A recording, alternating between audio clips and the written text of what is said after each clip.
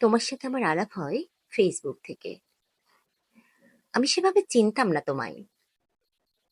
কয়েকটা ছবি দেখেছি, দু একবার প্রোফাইল ঘুরে এসেছি তার আগে।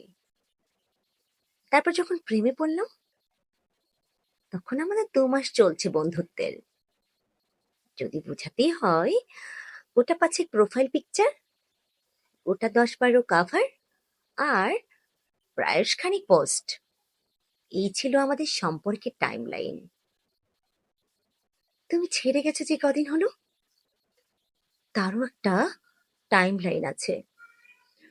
গোটা 3 প্রোফাইল পিকচার, গোটা 6 কাভার, ধরে নাও গোটা 50 পোস্ট।